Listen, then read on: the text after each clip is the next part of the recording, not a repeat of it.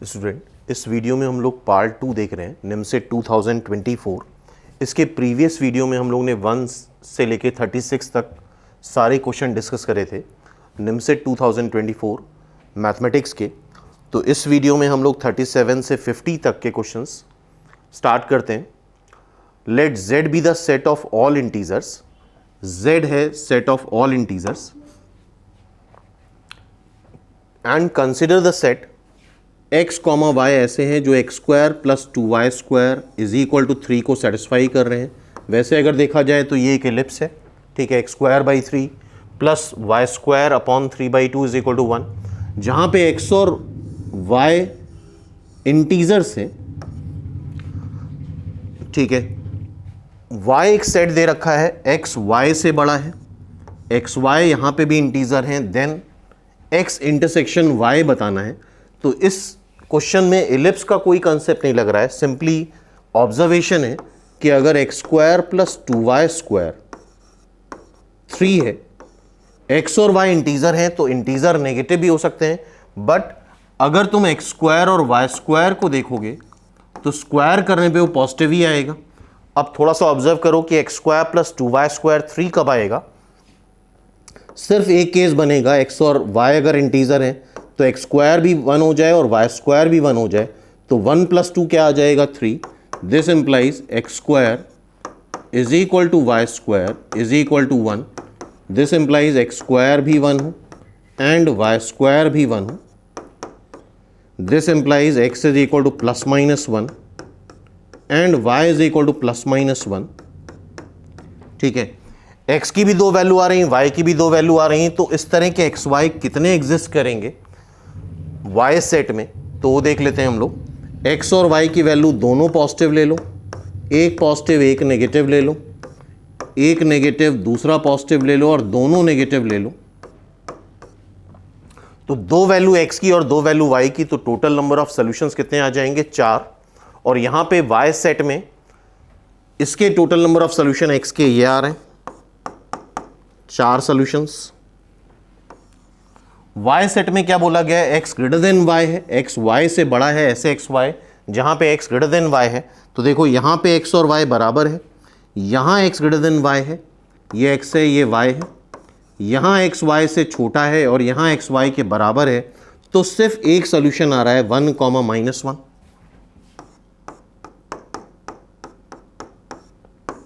ये एक सोल्यूशन हो गया 1, -1। तो सिंगल सोल्यूशन आ रहा है, second is the right answer.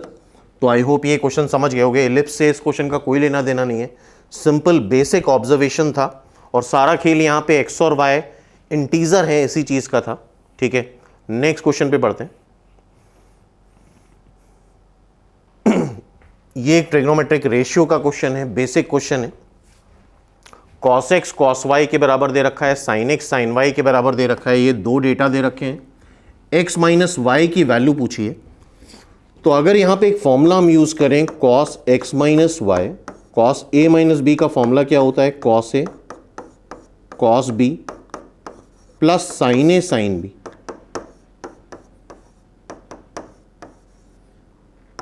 ठीक है। cos x की जगह cos y की जगह cos x रख दो, तो cos x into cos x, और sin y की जगह अगेन sin x रख दो, sin x into sine x. तो ये इवेंचुअली हो जाएगा cos square x plus sine square x. और हमें पता है एक ट्रिग्नोमेट्रिक आइडेंटिटी है, इसकी वैल्यू 1 आती। It means finally cos X - Y is equal to 1। और ये हमें पता होना चाहिए कॉस थीटा 1 आता है इवन मल्टीपल ऑफ पाई पे, 2n पाई पे।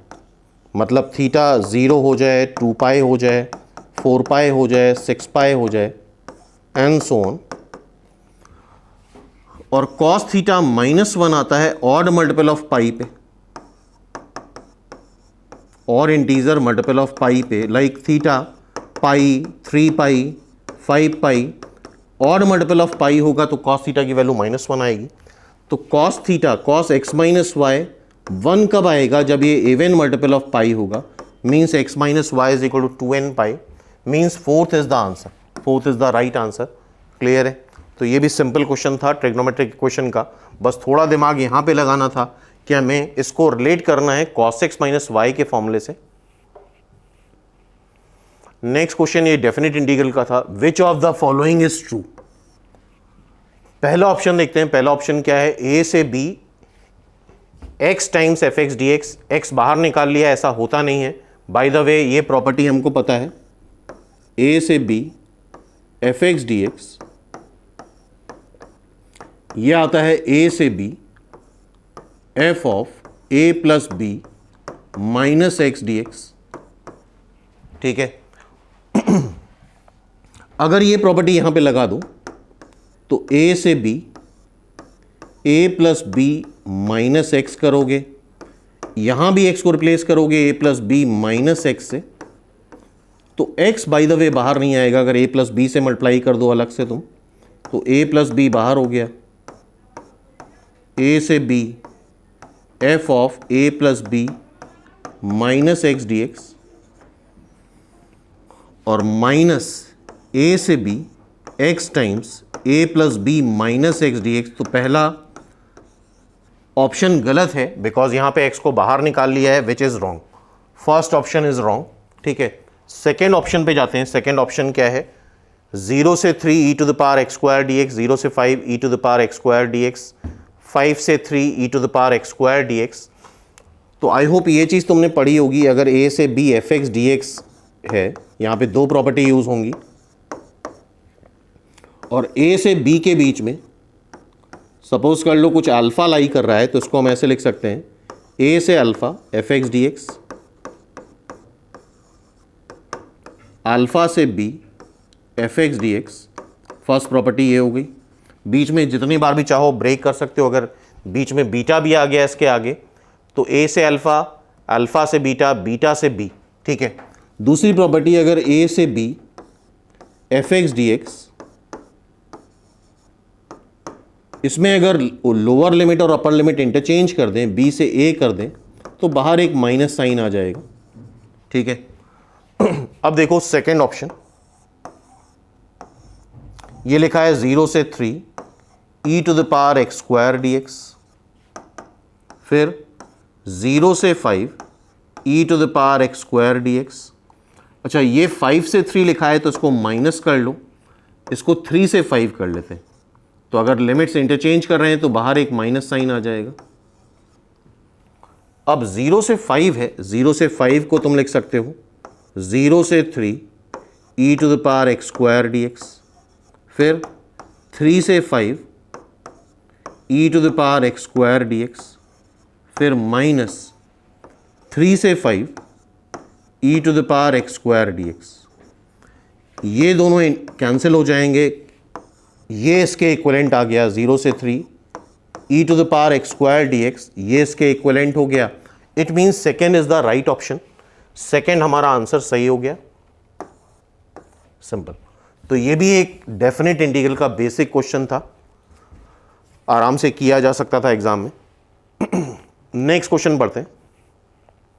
ये एक आउट ऑफ सिलेबस क्वेश्चन है, ये फिजिक्स में ग्रेजुएशन लेवल पे आता है, तो ये बच्चे नहीं कर पाए थे।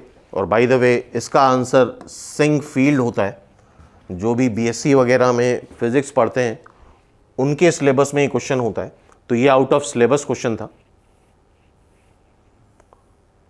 नेक्स्ट क्वेश्चन ये है 41 ध्यान से देखो, स्टैटिस्टिक्स का क्वेश्चन है, बेसिक क्वेश्चन है। मीन मीडियन मोड का यूज है यहां पे। सॉरी, मीडियन का ही क्वेश्चन हुआ। गिवन अ सेट ए जिसका मीडियन 2 दे रखा है M1 एंड सेट B जिसका मीडियन 4 दे रखा है, what is the median of combined set. तो यहां पे एक कंसेप्ट होता है, पढ़ा होगा अगर तुम लोगों ने स्टैटिस्टिक्स में। सपोज कर लो एक डेटा दे रखा है, डिस्ट्रीब्यूशन दे रखा है, डेटा N1 डेटा है, मतलब N1 ऑब्जेक्ट है, N1 डेटा है, और उसका मीडियन M1 है। सेकेंड डेटा दे रखा है जिसमें डेटा N2 है, जिसका मीडियन M2 है। कंबाइंड डेटा कर ले,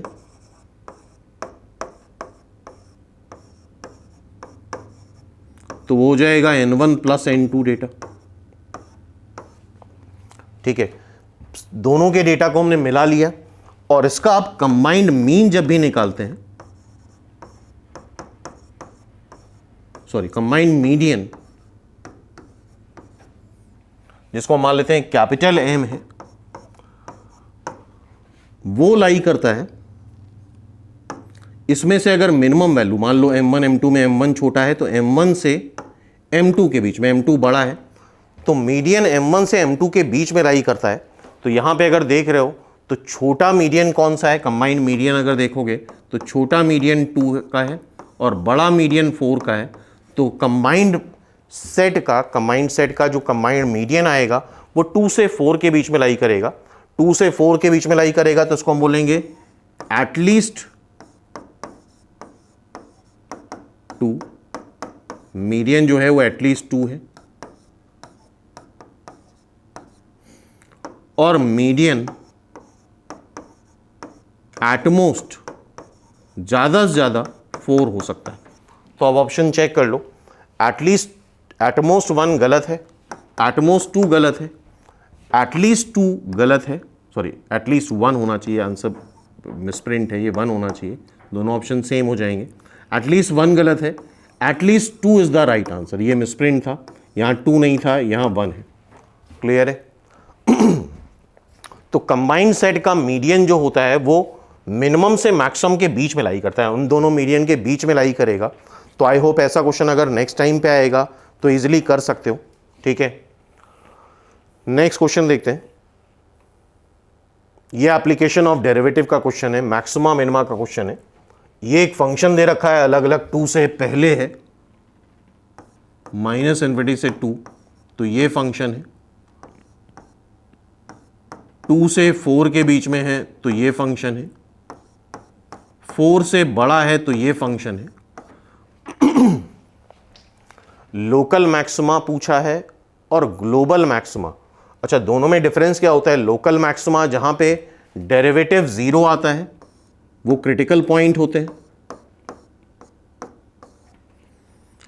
अगर एफ डबल प्राइम उस नंबर पे, जो भी नंबर है लेट्स से अल्फा, उस पे पॉजिटिव आ गया तो लोकल मिनिमा होता है।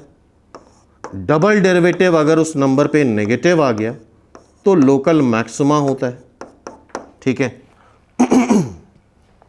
और ग्लोबल मैक्सिमम क्या होता है? ग्लोबल मैक्सिमम एंड पॉइंट पे भी निकाला जाता है, एज वेल एज अगर मान लो इसके 3 से 4 2 मैक्सिमम आ गए तो उनमें से जो सबसे बड़ा मैक्सिमम होगा वो ग्लोबल मैक्सिमम होता है, या ग्लोबल मिनिमम। कई सारे लोकल मैक्सिमम आ जाएं तो उनमें जो सबसे बड़ा है दैट इज ग्लोबल मैक्सिमम। कई सारे लोकल मिनिमम आ जाएं तो उनमें जो सबसे छोटा है दैट इज ग्लोबल मिनिमम। और इसका जो कंबाइंड डोमेन आ रहा है वो -∞ से इन्फिनिटी आ रहा है, तो एंड पॉइंट पे निकालने का लॉजिक नहीं है। ठीक है, अब देखो सबसे पहले इस फंक्शन को डिफरेंशिएट करेंगे। अच्छा, इसको अगर डिफरेंशिएट करोगे, ये इसका डिफरेंशिएशन आएगा -e⁻ x, और ये कभी भी 0 नहीं हो सकता। इसको डिफरेंशिएट करोगे तो -sin x आएगा, हमें डेरिवेटिव पहले 0 करना है, और sin x 0 होगा 0 पे पाई पे। ठीक है, सबसे पहले ऊपर वाले को डिफरेंशिएट कर लेते हैं। f प्राइम x, इसको डिफरेंशिएट करो f प्राइम x, यह आएगा -3x² प्लस 6x। ठीक है, इसको 0 करेंगे, -3x कॉमन ले लो, 2 - x इज इक्वल टू 0, तो x की वैल्यू 0 आ रही है और 2 आ रही है। ठीक है, इसको फर्दर डिफरेंशिएट कर दो, f double prime x -6x plus 6। Clear है यहां तक बात? अब रख के देखते हैं, 2 क्रिटिकल पॉइंट आ रहे हैं 0 एंड 2, तो पहले यहां पे डबल डेरिवेटिव पे 0 रख के देखो। 0 रखोगे तो 6 आ रहा है, पॉजिटिव आने का मतलब 0 पे लोकल मिनिमा है, और ऑप्शन में कहीं पे भी कोई मिनिमा नहीं दे रखा है, सारे लोकल मैक्सिमम दे रखे हैं। अब देखते हैं 2 पे, यहां पे 2 रख दो तो -12, ये -6 आ जाएगा, नेगेटिव आ रहा है, इट मीन्स 2 पे हमें मिल गया local, at X is equal to 2 पे local maxima, x is equal to 2 पे लोकल मैक्सिमा मिल रहा है। तो यहां पे देखो x इज इक्वल टू 2 यही आ रहा है, second option has local maxima at x is equal to 2। ठीक है, 0 पे लोकल मैक्सिमा आ नहीं रहा है, 0 पे मिनिमा आ रहा है, तो ये गलत है। अब सिर्फ यही ऑप्शन मैच कर रहा है which is not the global maximum. तो यहां पे 2 ही क्रिटिकल पॉइंट आ रहे हैं, तो 2 ही क्रिटिकल पॉइंट आ रहे हैं और एक पे लोकल मिनिमा है और एक पे लोकल मैक्सिमा है, तो आगे की हमें बात ही नहीं करनी चाहिए। अगर कई सारे क्रिटिकल पॉइंट आते, कुछ पे लोकल मैक्सिमा होता 3-4 पे, तो उस पर कंपेयर करा के हम ग्लोबल मैक्सिमा निकालते हैं। तो आई होप ये कंसेप्ट तुम लोगों ने पढ़ा होगा एप्लीकेशन ऑफ डेरिवेटिव में। नेक्स्ट ये क्वेश्चन है, अच्छा क्वेश्चन है, काफी कम बच्चे कर पाए थे इसको, ध्यान से देखो। पैराबोला का क्वेश्चन है, नॉर्मल का क्वेश्चन है, पहली बार नॉर्मल का क्वेश्चन इतना डिटेल में आया है। Can not have common normal, पहली चीज तो हमें ये पता होना चाहिए, ये एक हमारा स्टैंडर्ड पैराबोला है, इसके नॉर्मल की क्वेश्चन आती है y is equal to M X minus 2am minus am cube. यहां पे हमारे पास 2 पैराबोला दे रखे हैं, एक ये पैराबोला दे रखा है, एक ये पैराबोला दे रखा है।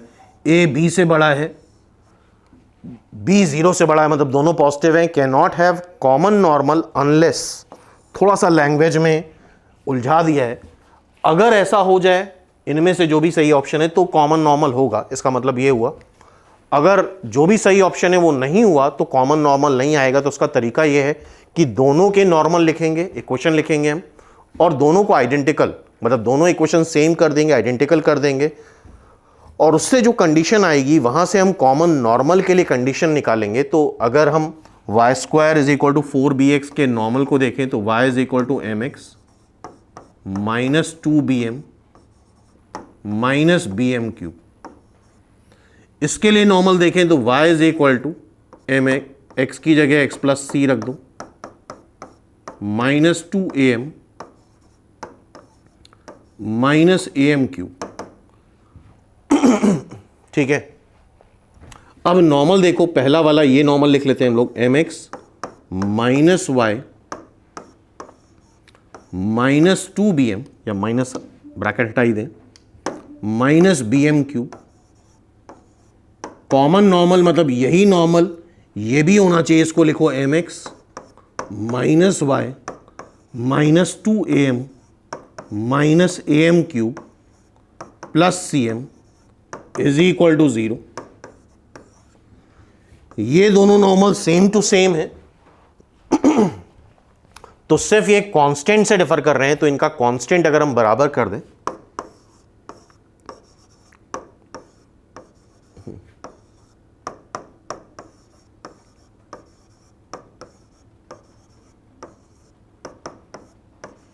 ठीक है। अब सारी चीजें एक साइड ले आते हैं, a minus B M cube 2 times a minus B M minus C M is equal to 0। Check कर लो एक बार, कैलकुलेशन चेक करना जरूरी है। m कॉमन आ जाएगा यहां से, a minus B M square 2 times m common लिया है तो 2 टाइम्स या 2a माइनस बी माइनस सी, ये आ रहा है। अच्छा, m इज इक्वल टू 0, एक सोल्यूशन मिल रहा है m is equal to 0। m is equal to 0 X axis या एक्स एक्सिस के पैरेलल कोई भी लाइन है उसकी इक्वेशन होती है। अगर इसको हम प्लॉट करें पैराबोला को तो Y square is equal to 4bx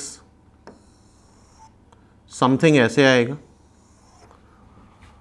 और Y square is equal to 4ax minus C. इसका सेंटर माइनस सी कॉमा 0 होगा, ये ऐसे आएगा। तो एक नॉर्मल तो ये आएगा ही आएगा, m is equal to 0, X axis एक नॉर्मल तो आएगी ही आएगी, बट ऐसा ऑप्शन नहीं दे रखा है तो फिर हमें उसको छोड़ना पड़ेगा, बिकॉज ऑब्जेक्टिव में हमें ऑप्शन के अकॉर्डिंग ही सॉल्व करना होता।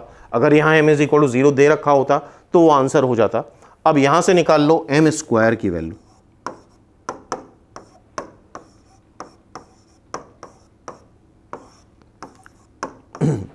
एम रियल है तो एम स्क्वायर पॉजिटिव होना चाहिए। दे रखा है क्वेश्चन में ए बी से बड़ा है, बी 0 से बड़ा है, देख रहे हो ऊपर ए बी से बड़ा है, बी 0 से बड़ा है, तो ए माइनस बी पॉजिटिव आएगा। ठीक है, a माइनस बी पॉजिटिव आ रहा है तो इसका मतलब न्यूमरेटर जो है वो भी पॉजिटिव होना चाहिए। It means c is greater than 2 times a minus B. तो देखो ऐसा कोई आंसर आ रहा है, c is greater than 2 times a minus B, second is the right answer. Clear है? तो कंडीशन बेसिकली लैंग्वेज ट्विस्ट कर दी है, बेसिकली यहां पे कंडीशन बतानी है जिसके लिए कॉमन नॉर्मल हो। ठीक है भाई, नेक्स्ट क्वेश्चन देखते हैं।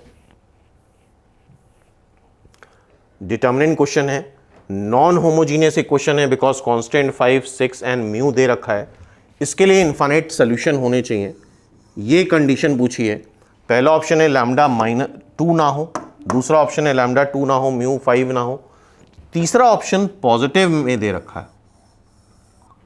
तो सबसे आसान तरीका होता है ऑब्जेक्टिव में, अदरवाइज तुमने पढ़ा होगा solution of system of equation में डेल्टा निकालना होता है, फिर delta X, delta Y, delta Z, काफ़ी लंबा कैलकुलेशन हो जाता है।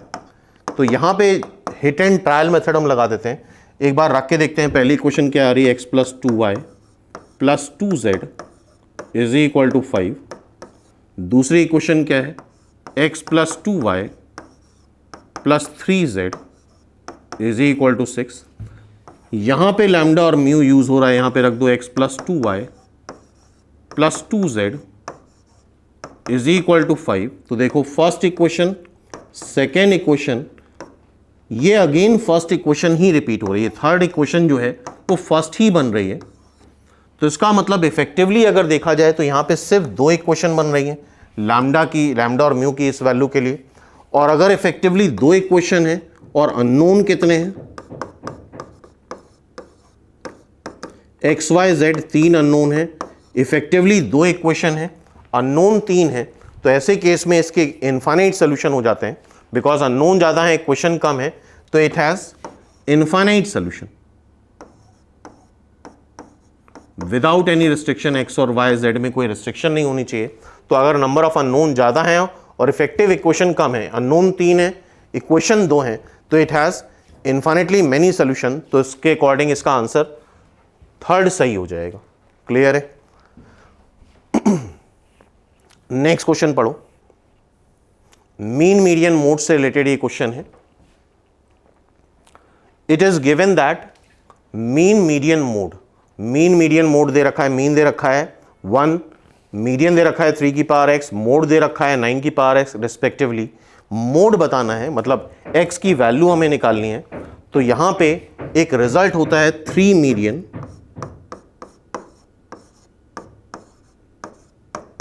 इज इक्वल टू मीन, याद कर लो, प्लस 2 मोड। ये एक रिजल्ट है, 3 median is equal to mode, 3 median is equal to mode, sorry mode plus 2 mean होता है, मोड प्लस 2 मीन, ये रिजल्ट होता है। चेक कर लो एक बार, 3 median is equal to mode plus 2 mean. ठीक है, ये मीन मीडियन मोड में एक रिलेशन होता है। अब मीडियन जरा देखो, मीन क्या दे रखा है, मीन है 1, तो मीन को रख दो 1, मीडियन है 3 की पावर x और मोड है 9 की पावर x।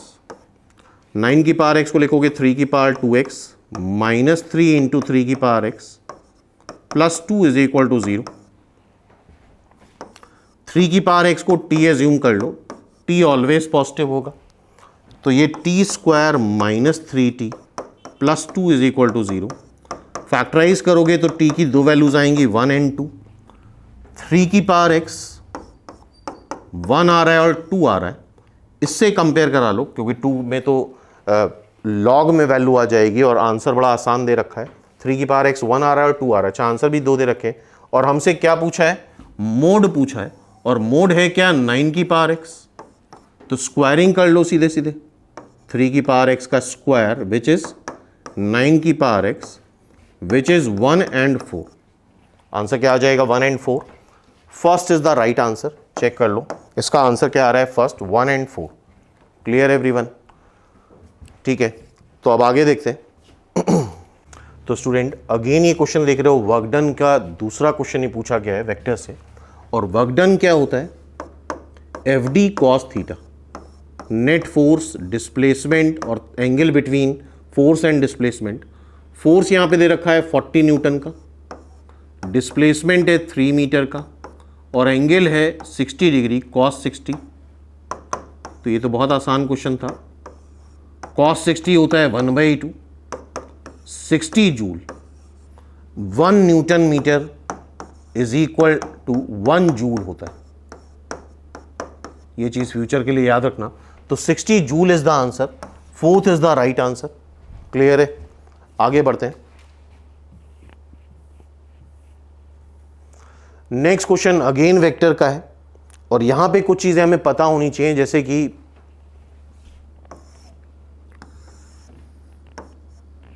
ये नॉर्थ है, ये साउथ है, ये ईस्ट है, ये वेस्ट है। अगर हमें नॉर्थ ईस्ट के अलोंग डायरेक्शन चाहिए तो नॉर्थ ईस्ट के अलोंग हमें यूनिट वेक्टर निकालना होता है। एक्स एक्सिस के अलोंग आई कैप होता है, वाई एक्सिस के अलोंग जे कैप होता है। तो नॉर्थ ईस्ट के अलोंग अगर हमें यूनिट वेक्टर चाहिए तो ये I cap plus J cap divide by √2 कर लो, तो ये नॉर्थ ईस्ट के अलोंग यूनिट वेक्टर आ जाएगा। नॉर्थ वेस्ट के अलोंग यूनिट वेक्टर चाहिए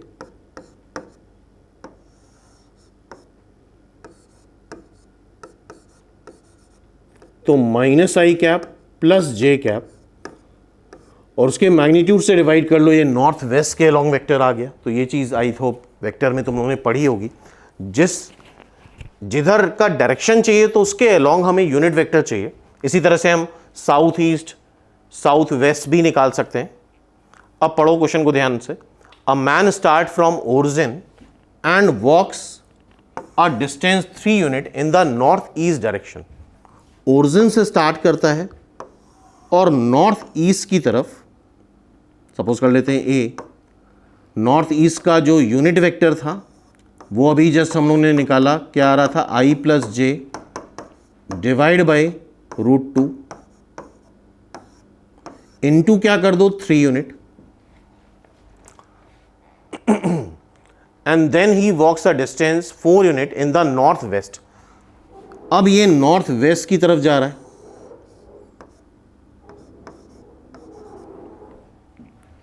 and reach the point P। ये P पॉइंट मान लेते हैं। नॉर्थ वेस्ट मतलब AP वेक्टर, तुम्हें पता है नॉर्थ वेस्ट का जो यूनिट वेक्टर था वो भी देखा हम लोगों ने, -i plus J divide by √2।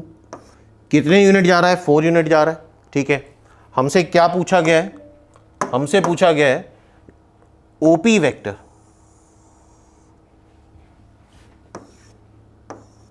तो सीधा सीधा ट्राइंगल लॉ लगा दो। OP वेक्टर क्या होगा? OA plus AP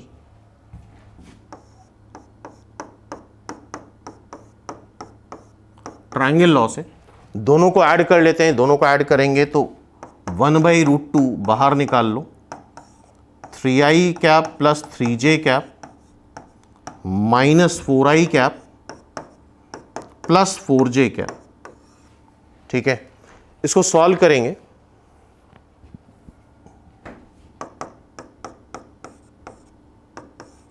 -i cap plus 7j cap, -i cap plus 7j cap divide by √2, -i cap plus 7j cap divide by √2। Fourth is the right answer. Clear है? तो I hope इस type के question future के लिए भी practice करके रखो, future exam में भी ऐसे क्वेश्चन आ सकते हैं। नेक्स्ट क्वेश्चन ये है परमिटेशन कॉम्बिनेशन का, ध्यान से पढ़ो। देयर आर 9 बोटल्स लेबल्ड 1 2 3 से लेके 9 तक, 9 बोटल्स है एंड 9 बॉक्सेस, सब में नंबरिंग कर रखी। इट मीन्स सारे बॉक्सेस और सारी बॉटल्स डिफरेंट हैं। The number of ways one can put these bottles in the boxes so that each box get 1 bottle, हर एक बॉक्स में एक ही बॉटल आए, and exactly 5 bottles go in their corresponding numbered boxes. Exactly 5 bottle, मान लो 1 2 3 4 5 bottle पे number लिखा हुआ है, तो वो 1 2 3 4 5 जो बॉक्सेस हैं, 1 वाली बॉटल 1 वाले 1 नंबर वाले ही बॉक्स में जानी चाहिए। तो ऐसा कैसे होगा? तो ये क्वेश्चन डी अरेंजमेंट का है। इसका मतलब 5 बॉटल 5 करस्पॉन्डिंग बॉक्स में ही जाएंगी, और जो रिमेनिंग 4 बॉटल्स हैं वो अपने करस्पॉन्डिंग बॉक्स में ना जाएं। तो this is the question of D arrangement. तो पहले तो हम 9 में से 5 बॉटल सेलेक्ट कर लेते हैं।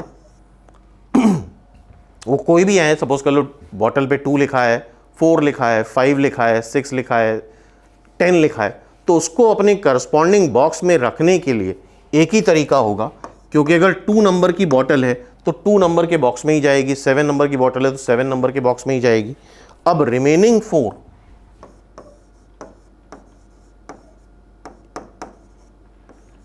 बॉटल से एंड 4 बॉक्सेस हैं, यहां पे कंसेप्ट लगेगा डी अरेंजमेंट का। क्या कंसेप्ट लगेगा? डी अरेंजमेंट का। और आई होप ये फॉर्मूला तुम लोगों ने पढ़ा होगा। अगर n चीजों को डी अरेंज करना है, मतलब अब उसकी कोई भी ऑब्जेक्ट अपने ओरिजिनल पोजीशन पे ना जाए, n चीजों को डी अरेंज करना है n प्लेसेस से, तो इसका फॉर्मूला होता है 1 minus 1/1 factorial plus 1/2 factorial minus 1/3 factorial से लेके -1 to the power n 1/n factorial. This is the formula for derangement. ठीक है, ये फॉर्मूला याद कर लो। जब हर एक ऑब्जेक्ट अपनी ओरिजिनल पोजीशन पे ना जाए तो 4 बॉटल को 4 बॉक्सेस में जाना है, और कोई भी अपने ओरिजिनल प्लेस पे ना जाए, तो n की जगह रख दो 4 4 factorial 1/1 factorial 1/2 factorial minus 1/3 factorial plus 1/4 factorial. ठीक है, तो 4 फैक्टोरियल हो जाएगा 24, ये 1 कैंसिल 1/2 माइनस 1/6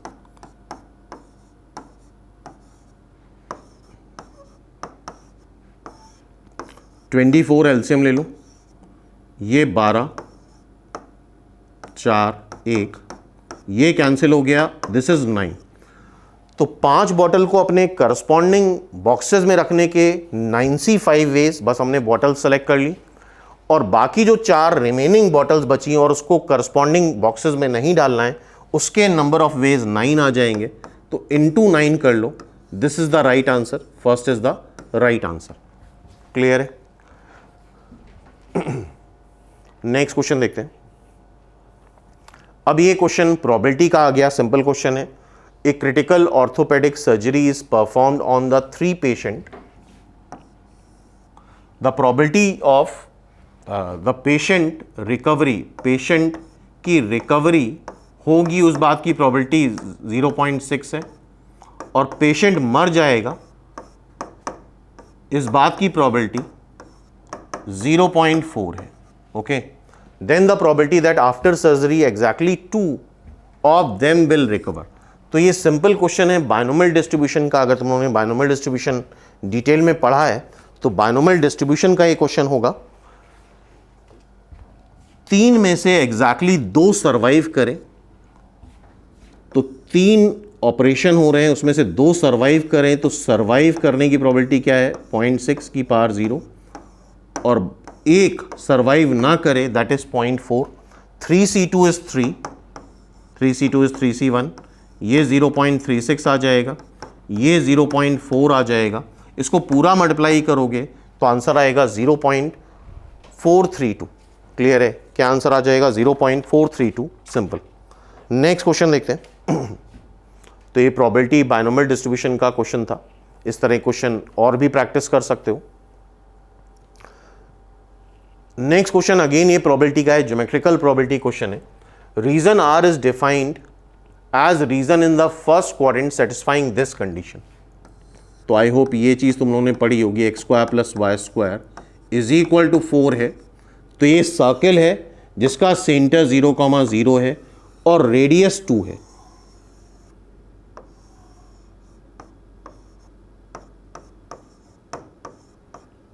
ठीक है, अब देखो लेस देन 0 दे रखा है, लेस देन 4 दे रखा है। लेस देन 4 का मतलब क्या हुआ, उसके अंदर का इन द फर्स्ट क्वाड्रेंट को सेटिस्फाई कर रहा है, आर इज द रीजन। तो इट मींस क्या बनेगा यहां पे, फर्स्ट क्वाड्रेंट में है, अंदर का रीजन है, तो दिस इज द रीजन, ये रीजन हो गया फर्स्ट क्वाड्रेंट में। रेड कलर से जो मार्क्ड है दैट इज आर, ये आर हो गया। आई होप ये बात समझ में आ गई। फर्स्ट क्वाड्रेंट है, लेस देन 4 है तो इनसाइड द सर्कल होता है। ठीक है, अब आगे देखो, given that the point P जो कि R, S है, R के अंदर लाई कर रहा है, इस क्वार्टर सर्कल के अंदर वो पॉइंट लाई कर रहा है। What is the probability that R is greater then S, R S से बड़ा हो, इस बात की प्रोबेबिलिटी बतानी है। तो कोई भी पॉइंट R, S, इसको ऐसे समझ सकते हैं, R, S लाइक नाम से कंफ्यूज नहीं होना है। ये एक पॉइंट हो गया सपोज X, Y, हमें इस बात की प्रोबेबिलिटी बतानी है X, Y से बड़ा हो। तो ये भी सिंपल ऑब्जर्वेशन का क्वेश्चन है, ध्यान से ऑब्जर्व करो और देखो। अगर यहां पे एक लाइन हम ड्रॉ कर दें, y is equal to X line, तो y is equal to X line पे जो भी पॉइंट लाई करेगा वहां पे x और y बराबर आएगा क्योंकि y is equal to X itself line है। ठीक है, और ये y is equal to X line जो है उस सर्कल को दो इक्वल पार्ट में डिवाइड करेगी। आधा सर्कल ये हो जाएगा, आधा ये हो जाएगा। डायग्राम उतना अच्छा नहीं बना है, लेकिन ये क्वार्टर पार्ट है। ये y is equal to x π/4 बनाता है, तो π/4 ये भी होगा, π/4 ये भी होगा। तो जितना एरिया इसका आएगा उतना एरिया इस क्वार्टर पार्ट का आएगा, ऊपर वाले पार्ट का आएगा। ठीक है, अब सिंपल सा ऑब्जर्वेशन है, कौन सा केस होगा जब x y से बड़ा हो। तो सिंपल सी बात है, अगर तुम इसके नीचे वाला पोर्शन लोगे तो x y से बड़ा आएगा, इस केस में x y से बड़ा आएगा। फॉर एग्जाम्पल यहाँ पे पॉइंट 1,0 लाई करेगा, x y से बड़ा है। और ऊपर वाला पोर्शन लोगे, ये वाला पोर्शन, तो यहाँ पे x y से छोटा होगा। क्लियर है, नीचे वाले में x y से बड़ा आएगा, ऊपर वाले में x y से छोटा होगा। तो क्लियरली दिख रहा है total area upon this area, तो टोटल एरिया क्या आ गया 2a sample space upon this area क्या आ गया a। So finally it's answer is 1/2। Third is the answer 1/2। Clear है, तो ये भी ऑब्जर्वेशन वाला क्वेश्चन था, बहुत कैलकुलेशन नहीं था, लेकिन कंसेप्चुअल क्वेश्चन था। स्ट्रॉन्ग कंसेप्ट होना चाहिए तभी ये क्वेश्चन सॉल्व कर सकते हो। अब कुछ क्वेश्चंस ऐसे थे, जैसे फॉर एग्जांपल 28 में पिछले वीडियो में कुछ लोगों को डाउट था, तो उसको इस लेक्चर में क्लियर कर लेते हैं। वैसे ये क्वेश्चन बड़ा कॉमन है, अक्सर पूछा जाने वाला क्वेश्चन है। एक्स स्क्वायर दे रखा है, X square sine 1/x, X is not equal to 0 और एक्स 0 पे 0 है, then which of the following is true, F X is not continuous at X is equal to 0। पहले तो हमें 0 पे इसकी कॉन्टिन्यूटी चेक करनी है, तो ये f0 दे रखा है, f0 इज 0। सीधे सीधे तुम इसकी लिमिट निकाल लो, x टेंस टू 0 पे अगर वो 0 आ गया तो ये कॉन्टिन्यूस हो जाएगा।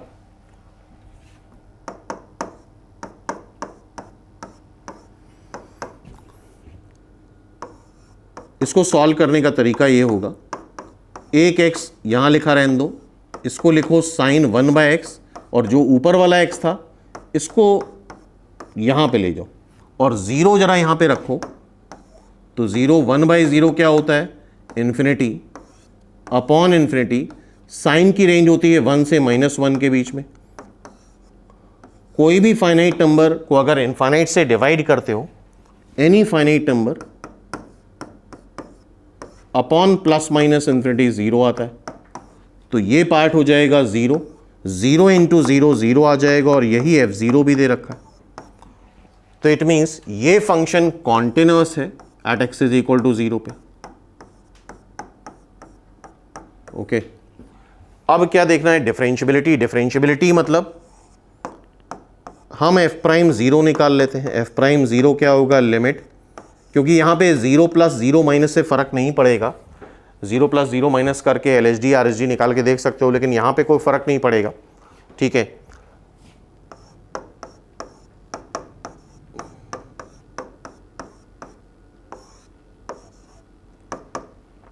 F0 + H is eventually FH.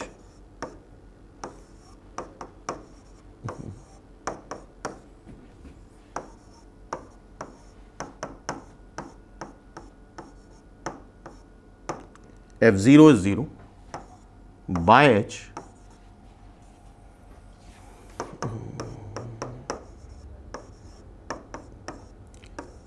H ऊपर बचेगा sin 1/h, H ऊपर आ रहा है, H यहां से कैंसिल, इसका भी 1/h यहां ले जाओ, H को 0 रखोगे, अगेन sin ∞/∞, जो कि अभी देखा 0 आ रहा है। एफ प्राइम 0 फाइनाइटली एग्जिस्ट कर रहा है और उसकी वैल्यू 0 आ रही है, इट मीन्स ये फंक्शन डिफरेंशिएबल भी होगा। फर्स्ट गलत, सेकंड गलत। अब हमें देखना है क्या एफ प्राइम एक्स कॉन्टिन्यूअस होगा, तो सीधा सीधा तुम इसको डिफरेंशिएट कर लो, इस फंक्शन को, x² sin 1/x को 2x sin 1/x, product rule लगा रहे हैं। एफ प्राइम एक्स कॉन्टिन्यूअस है 0 पे, तो पहले हम फंक्शन निकाल लेते हैं एफ प्राइम एक्स और उस पर लिमिट ले लेंगे x टेंड्स टू 0। अब x² कांस्टेंट लिया sin 1/x का cos 1/x और 1/x का -1/x², so this is eventually 2x sin 1/x minus cos 1/x। अब इस पे हम लिमिट ले लेते हैं x टेंड्स टू 0,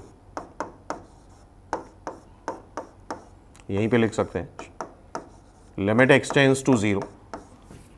अब इसको तो फर्दर वैसे ही सॉल्व करना है, इसका जो x है नीचे ले जाओ 1/x, x टेंड्स टू 0 पे sin ∞/∞, ये 0 हो जाएगा, माइनस cos 1/x, ये 0 और ये cos ∞, जो कि लाई कर रहा है 1 से -1 के बीच में।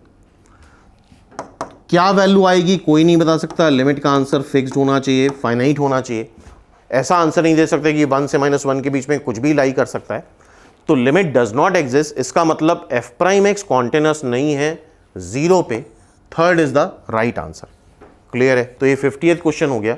इसके अलावा मैथमेटिक्स का के 2 क्वेश्चन स्टैटिस्टिक्स के रीजनिंग और क्वांट सेक्शन में पूछे गए थे। इसका मतलब ओवरऑल अगर देखा जाए तो 2024 में मैथ्स के 52 क्वेश्चंस आए थे। वो कौन से क्वेश्चन थे वो भी डिस्कस कर लेते हैं। जैसे ये क्वेश्चन एक आया था, सिंपल क्वेश्चन है, ये क्वेश्चन नंबर 4 था रीजनिंग सेक्शन में, ठीक है। मैथ्स के पार्ट में नहीं दे रखा था, रीजनिंग में दे रखा था। मीन निकालना है हमें 2 से लेके n तक। तो मीन क्या होता है? एवरेज। 2 से लेके n तक कितने नंबर होंगे? 2 से लेके n तक n-1 नंबर होंगे। तो ये आ गया मीन।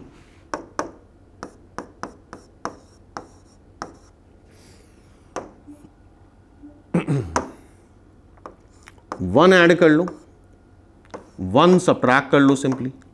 1 से लेके n तक का सम क्या होता है? सबको पता है, n+1 divide by 2 -1 whole divide by n-1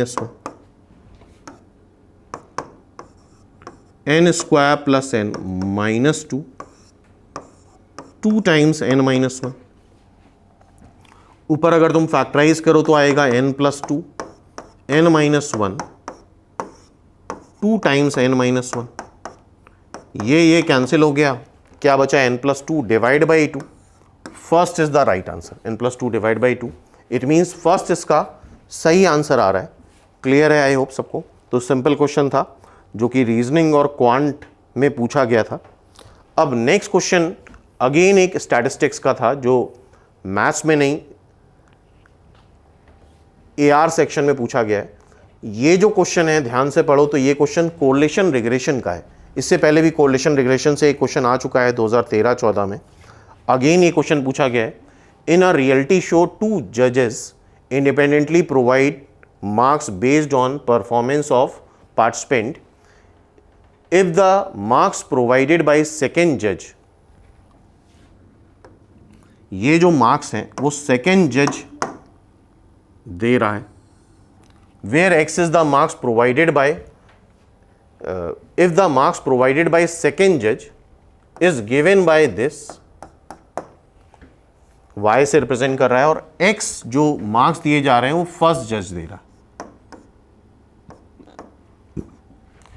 if the variance of marks provided by second जज, सेकेंड जज जो वेरिएंस मार्क्स दे रहा है उसका जो वेरिएंस आता है, वेरिएंस क्या होता है, वेरिएंस होता है स्टैंडर्ड डेविएशन का स्क्वायर. तो सिग्मा, सेकेंड जज को मान लेते हैं सिग्मा y का स्क्वायर 100 है, तो सेकेंड जज का स्टैंडर्ड डेविएशन क्या होगा, 10 आएगा, पॉजिटिव ही आता है standard deviation. Then the variance of marks provided by first जज, फर्स्ट जज को मान लेते हैं सिग्मा x का स्क्वायर, ये वेरिएंस होगा, वेरिएंस पूछा गया है तो स्टैंडर्ड डेविएशन का स्क्वायर होता है. तो ये बेसिकली रिग्रेशन लाइन का क्वेश्चन है. रिग्रेशन लाइन दो तरह की होती है, y on x and x on y. ये y ऑन x है, इसका जो भी स्लोप आता है y is equal to mx plus c, सबने पढ़ा होगा, जो भी स्लोप है इसका स्लोप क्या है 2. y ऑन x लाइन है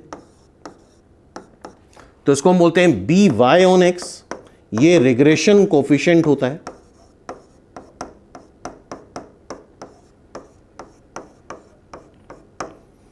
y ऑन एक्स जो कि 2 दे रखा है.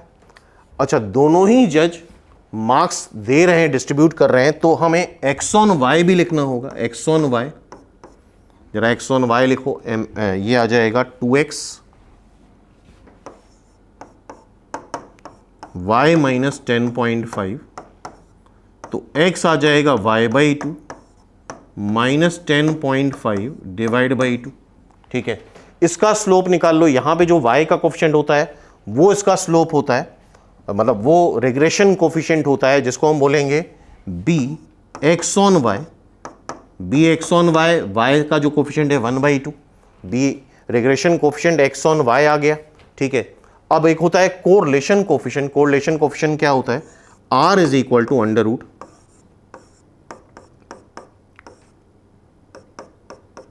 ठीक है, b y ऑन x आ रहा है 2 और x ऑन y आ रहा है 1/2, तो कोरिलेशन कोफिशिएंट क्या आ गया, 1 आ गया. कोरिलेशन कोफिशिएंट क्या आ गया, 1 आ गया. अब देखो regression coefficient b y on x, coefficient of correlation r मिल चुका है हमें, r is coefficient of correlation. ठीक है, बी वाई ऑन एक्स, ये फॉर्मूला पता होना चाहिए. बी वाई ऑन एक्स होता है R sigma Y standard deviation Y upon standard deviation X. ठीक है, बी वाई ऑन एक्स 2 दे रखा है, आर हमें 1 पता है, सिग्मा वाई 10 है, सिग्मा एक्स तुम निकाल सकते हो यहां से, standard deviation of x, that will be 5, और वेरिएंस ऑफ एक्स हो जाएगा स्टैंडर्ड डेविएशन का स्क्वायर. इसका स्क्वायर करोगे 25 is the right answer, 25 is the right answer. So it's answer is second. तो ये सारे क्वेश्चंस हो गए जो कि निमसेट 2024 में मैथ्स में पूछे गए हैं. इसके अलावा भी रीजनिंग, कंप्यूटर वगैरह सबके क्वेश्चन डिस्कस कर चुके हैं. तो आई होप एक पैटर्न समझ में आ गया होगा कि निमसेट में किस तरह के क्वेश्चन पूछे गए हैं और फ्यूचर में किस तरह के क्वेश्चंस आ सकते हैं.